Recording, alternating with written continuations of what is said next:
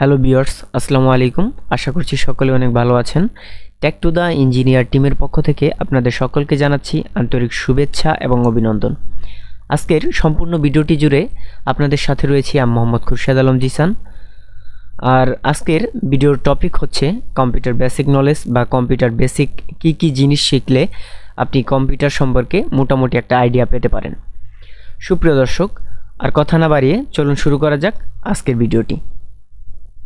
সুপ্রিয় দর্শক, ভিডিওটি শুরু করার পূর্বে আপনাদের কাছে আমার রিকোয়েস্ট, অবশ্যই আমার টেক টু দ্য ইঞ্জিনিয়ার টিমটিকে সাপোর্ট করবেন। আর সাপোর্ট করার প্রধান মাধ্যম হচ্ছে আপনারা অবশ্যই ভিডিওটি শেয়ার করবেন, লাইক করবেন এবং কমেন্ট করবেন। ধন্যবাদ। তো চলুন শুরু করা যাক আজকের ভিডিওটি। সো আমি কিছুটা লিস্ট করে রেখেছিলাম, তেমন একটা না, তো এটাকে আসলে কাস্টমাইজ করার প্রয়োজন। তো সম্পূর্ণ লেখাগুলোকে আমি ডিলিট করে ফেললাম। তো এটা একটা শর্টকাট মাধ্যম আছে, এগুলো আমি পরে আলোচনা করব। সো ভিউয়ার্স, আচ্ছা, কম্পিউটার বেসিক বা কম্পিউটারের মৌলিক বিষয়গুলো জানার জন্য আমাদের প্রথম যে বিষয়টা জানা প্রয়োজন, কয়েকটা বিষয় জানা প্রয়োজন। এর মধ্যে প্রথম হচ্ছে হার্ডওয়্যার, এক। দ্বিতীয় নম্বর হচ্ছে সফটওয়্যার। এরপর আমরা যে বিষয় নিয়ে আলোচনা করব সেটা হচ্ছে অপারেটিং সিস্টেম। এরপরে যে বিষয়টি রয়েছে সেটা হচ্ছে ফাইল ম্যানেজমেন্ট। আর ফাইল ম্যানেজমেন্টের পর আমরা জানতে পারি সেটা হচ্ছে নেটওয়ার্কিং অ্যান্ড ইন্টারনেট। এরপর আমরা জানতে পারি কম্পিউটার নিরাপত্তা বা কম্পিউটার সিকিউরিটি।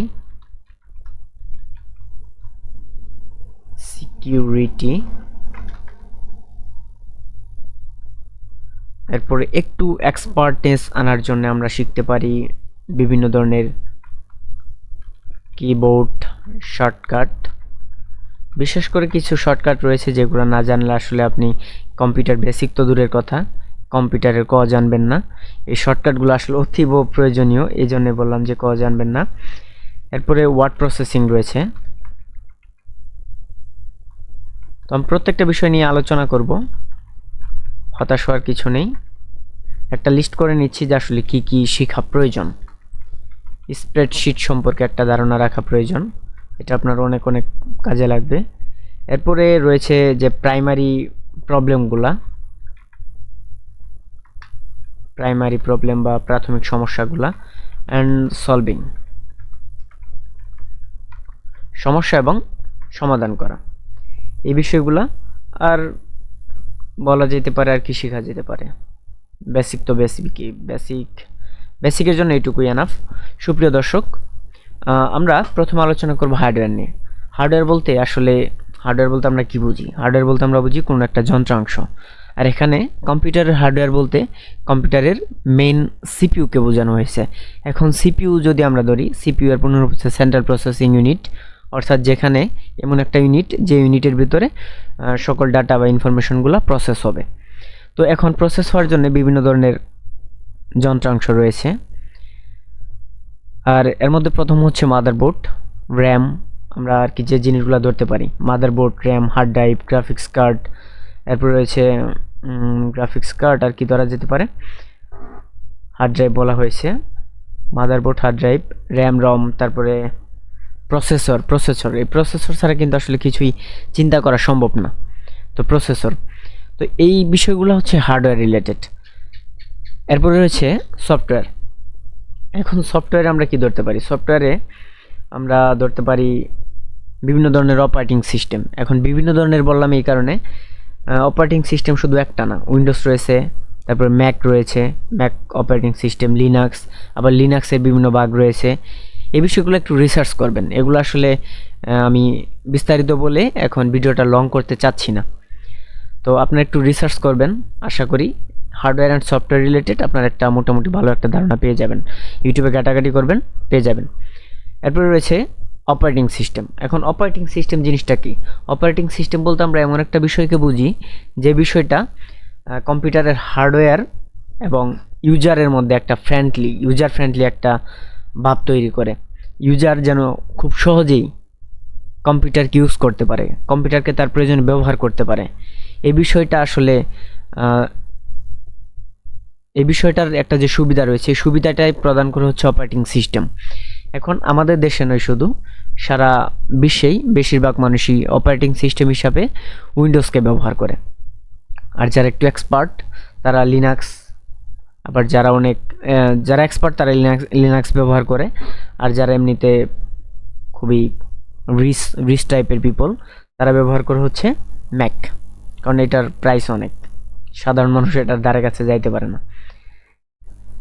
এরপরে রয়েছে আবার সফটওয়্যার, কিন্তু বিভিন্ন ধরনের হতে পারে, যেমন ওয়েব ব্রাউজিংয়ের জন্যও সফটওয়্যার রয়েছে, আবার এমনি সরাসরি ব্যবহার করার জন্য অ্যাপ্লিকেশন যেটাকে বলে এটাও রয়েছে।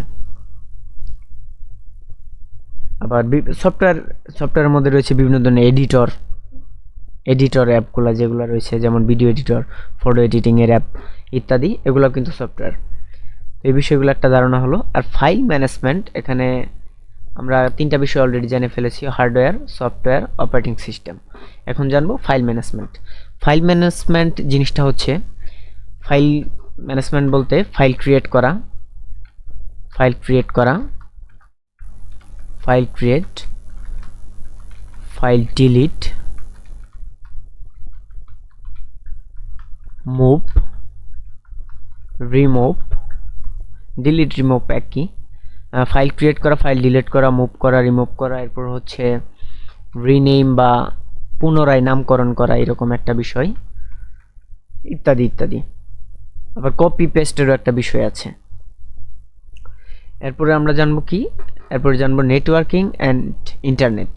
এখন ইন্টারনেট আর নেটওয়ার্কিং এই বিষয়টার সাথে আমরা অনেক আগে থেকেই পরিচিত। আসলে ইন্টারনেট বলতে কি বোঝাই? ইন্টারনেট হচ্ছে একটা নেটওয়ার্ক সিস্টেম, যার ভিতর দিয়ে আমরা বিভিন্ন ধরনের তথ্য একজন আরেকজনকে আদান প্রদান করি, একজন আরেকজনের সাথে। এটা একটা মাধ্যম। নেটওয়ার্কিং বলতে কি বোঝাই? এই যে তথ্য আদান প্রদানের যে একটা মাধ্যম, কৌশল, সেটা হচ্ছে নেটওয়ার্কিং। আর কম্পিউটার সিকিউরিটি কি? সিকিউরিটি সব জায়গায় লাগে। আপনার ঘরের ভিতরে যে আসবাবপত্র রয়েছে, দামি দামি জিনিসপত্র রয়েছে, তার নিরাপত্তা দেওয়ার জন্য আপনি কি ব্যবহার করেন? তালা ব্যবহার করেন। এখানে কম্পিউটার বা ডিজিটাল যে ইলেকট্রনিক্স ডিভাইস রয়েছে, এটার একটা নিরাপত্তার প্রয়োজন, আপনার প্রাইভেসি প্রয়োজন। এই প্রাইভেসির মাধ্যমে হচ্ছে কম্পিউটার সিকিউরিটি। এরপরে কিবোর্ড শর্টকাট রয়েছে। কিবোর্ড শর্টকাট বলতে কি? কিবোর্ড শর্টকাট বলতে এখানে একটা মেইনলি একটা কাজ, যেমন ধরেন আমরা কোনো কিছু কপি করব, তাহলে কি করতে পারি? Ctrl+C চেপে কপি করতে পারি। তো এগুলো হচ্ছে কিছু শর্টকাট। এই শর্টকাটগুলো নিয়ে আমরা আলোচনা করব। এরপর রয়েছে ওয়ার্ড প্রসেসিং। ওয়ার্ড প্রসেসিং বলতে কি বোঝাই? আমরা যে মাইক্রোসফট ওয়ার্ডে বিভিন্ন লেখালেখি করি, এগুলোর যে বিভিন্ন প্রসেসিং করার প্রয়োজন, এটা হচ্ছে ওয়ার্ড প্রসেসিং। আর স্প্রেডশিট বলতে বোঝায় মাইক্রোসফট এক্সেলের কাজ যারা পারে তারা স্প্রেডশিটের কথা ইজিলি বুঝতে পারবেন। আর যারা বেসিকই জানেন না, তারা তো স্প্রেডশিটের ধারে কাছেও যাইতে পারবেন না। আগে এগুলো ক্লিয়ার করতে হবে। এরপর হচ্ছে প্রাইমারি প্রবলেম অ্যান্ড সলভিং। এখানে প্রাইমারি প্রবলেমগুলো বলতে কি বোঝায়? যেমন ধরেন আপনার কম্পিউটারে আপডেট প্রয়োজন, আপডেট দেওয়া। এরপরে ধরেন আপনার পাওয়ার সাপ্লাই সমস্যা। এখন পাওয়ার সাপ্লাই সমস্যার জন্য কি আপনি কোনো ইঞ্জিনিয়ারের কাছে যাবেন না, আপনি কি করবেন? এটা হচ্ছে একটা প্রাইমারি সমস্যা। আপনি পাওয়ার সাপ্লাই চেঞ্জ করতে পারেন, কিংবা যদি কেবলের সমস্যা হয় তাহলে সেটা টেস্ট করে দেখতে পারেন, চেক করে দেখতে পারেন। মেইনলি এই বিষয়গুলো হচ্ছে কম্পিউটার বেসিক। এখন এই বিষয়গুলোর উপর আমি একটা আপনাদের ধারণা দেওয়ার চেষ্টা করব। তার আগে একটু দেখে নিই আসলে ভিডিওটি কত দূর হয়েছে। লং করা যাবে না, প্রায় 9 মিনিট হয়ে গেছে। আর কিছুক্ষণের মধ্যেই আমি আসলে এই ধারণাটি কমপ্লিট করে ফেলবো। এর মধ্যে আমি কি দেখবো? অপারেটিং সিস্টেম, সফটওয়্যার, হার্ডওয়্যার আপনার দেখার প্রয়োজন নেই। ফাইল ক্রিয়েট করা, ফাইল ডিলিট করা, মুভ, রিমুভ, রিনেম, এই কয়েকটা বিষয় এখন আপনাদের দেখিয়ে দিব। তো আমরা কি করব? এই জায়গায় মাউসের যে মাউস ধরাটা আসলে এই জায়গা থেকে আমি দেখিয়ে দিতে পারছি না, দুঃখিত। আপনারা মাউস ধরবেন, ধরার পরে ইউটিউবে সার্চ দিয়ে দেখতে পারেন। আপনারা আপনাদের যে মাউসের দুইটা ভাগ রয়েছে, একটা হচ্ছে লেফট, একটা হচ্ছে রাইট। আপনারা রাইটে ক্লিক করবেন, ঠিক এইরকম ডেস্কটপের সামনে না মাউসের রাইট বাটনে ক্লিক করবেন, ক্লিক করলাম, ক্লিক করার পরে এই জায়গায় অনেক অপশন দেখাচ্ছে, view, sort by refresh, window delete, অনেক কিছু। এর মধ্যে আমরা কি করব, যেহেতু একটা ফাইল তৈরি করব এই জন্য আমরা নিউয়ে চলে যাব। নিউয়ে যাওয়ার পরে এখানে ফোল্ডার, মাইক্রোসফট অ্যাক্সেস, অনেক কিছু রয়েছে, আপনার এত কিছু দেখার প্রয়োজন নেই। আমরা যেহেতু একটা ফোল্ডার তৈরি করব এই জন্য ফোল্ডারে ক্লিক করলাম। আবার দেখাচ্ছি, মাউসের রাইট বাটনে ক্লিক করলেন, নিউ অপশনে চলে গেলেন, ক্লিক করলেন, এরপর ডিরেক্ট ফোল্ডারে যাওয়ার পরে এখানে অটোমেটিক্যালি নিউ ফোল্ডার নামের একটা ফাইল ক্রিয়েট হয়ে গিয়েছে। এই যে দেখতে পাচ্ছি আমরা, এটাকে আমি যদি একটু বড় করি তাহলে আরও ক্লিয়ারলি দেখা যাচ্ছে। এই যে, তো এটার ভিতরে আমরা ঢুকি। এখন এই ফাইলে কিন্তু কিছু নেই, এই যে লেখা আছে this folder is empty, this folder is empty, অর্থাৎ এই ফোল্ডারটি এখন খালি, এখানে কিছু আমরা রাখিনি। এখন আমি এরপরে কি বলেছিলাম, এখানে আমি বলেছিলাম যে ফাইল ক্রিয়েট করা, এরপর ফাইল ডিলিট করা। ডিলিটটা একটু পরে দেখাচ্ছি। এখন ফাইলটাকে আমরা রিনেম করব, আমরা ফাইলটাকে একটু রিনেম করব।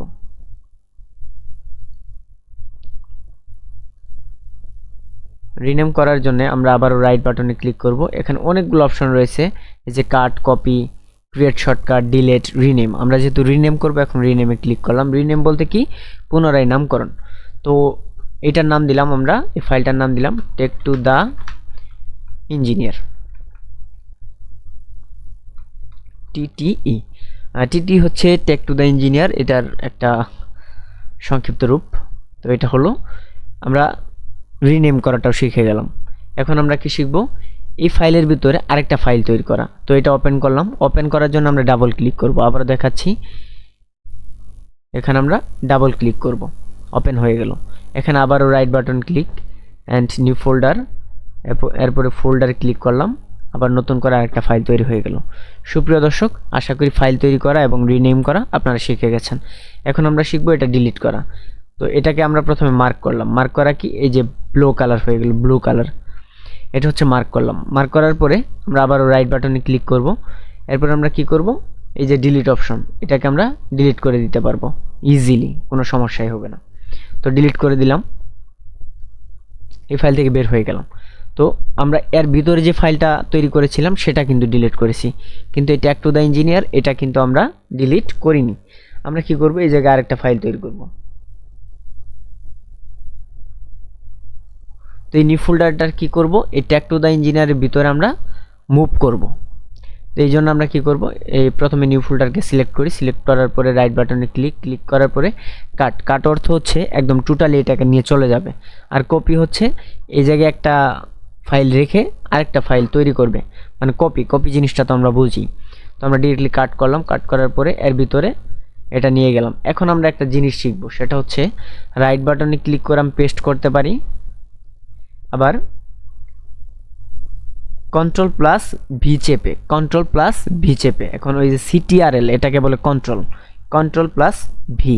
এখন প্লাস তো আপনি দিতে পারবেন না, আপনি কি করবেন, কন্ট্রোল চাপার পরে ধরে থাকবেন, ধরার পরে বি চাপ দিবেন, চাপ দেওয়ার সাথে সাথেই এটা পেস্ট হয়ে যাবে। আশা করি দেখতে পাচ্ছেন আপনারা পেস্ট হয়ে গেছে।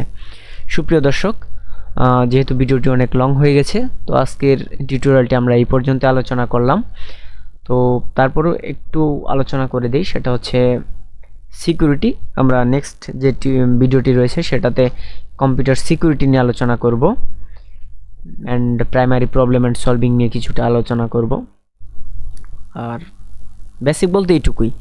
আর আপনি বেসিক আরেকটা বিষয় হচ্ছে, সেটা হচ্ছে মাউস এর যে বিভিন্ন পার্ট রয়েছে সেই বিষয়ে একটু জানবেন, কিবোর্ডের কোন অংশের নাম কি, এই বিষয়গুলো জানবেন। দ্যাটস ইট, আর কিছু লাগবে না। বেসিক বলতে জাস্ট এইটুকুই বোঝায়। আর ইন্টারনেট ব্রাউজিংকে আপনার একটা জিনিস প্রয়োজন, আপনি ডিরেক্টলি এই জায়গায় সার্চ করে ফেলবেন। যেমন আমার প্রয়োজন বাংলাদেশ ক্রিকেট বোর্ডের ওয়েবসাইট। আমি কী করলাম, এই যে লিখলাম বাংলাদেশ ক্রিকেট বোর্ড। এখন আর কিছু করা লাগবে না, ইন্টার চাপ দিলাম, এই দেখেন বাংলাদেশ ক্রিকেট বোর্ড এসে পড়লো। তো এটা আমি ভিজিট করতে পারি ইজিলি। মূলত নেট ব্রাউজিং এটাই। আপনি নেট ব্রাউজিং বলতে কি, নেটে কোনো কিছু খোঁজ করা, ফাইন্ড করা। এখন এই দেখেন আমি এটাতে এসে পড়েছি। এখন ঠিক এইভাবেই আপনাকে বিভিন্ন বিষয় খুঁজে নিতে হবে। যা প্রয়োজন সব কিছু নেটে সার্চ দিবেন, ইনশাল্লাহ পেয়ে যাবেন। সুপ্রিয় দর্শক, দেখা হচ্ছে পরবর্তী ভিডিওতে। তার আগ পর্যন্ত আপনারা সবাই ভালো থাকবেন, আর আমার জন্য দোয়া করবেন যেন আমিও ভালো থাকি, আপনাদেরকে ভালো কিছু শেখাতে পারি, দেখাতে পারি, আর আপনাদের কাছ থেকেও যেন আমি কিছু শিখতে পারি। অবশ্যই ভিডিওটি ভালো লাগলে আমার যে টেক টু দ্য ইঞ্জিনিয়ার টিমটি রয়েছে তাদেরকে সাপোর্ট করবেন, কমেন্ট করবেন, লাইক দিবেন এবং শেয়ার করবেন ভিডিওটি অবশ্যই। আর পরবর্তী টিউটোরিয়াল বা ভিডিওর জন্য অবশ্যই অপেক্ষা করুন। ধন্যবাদ।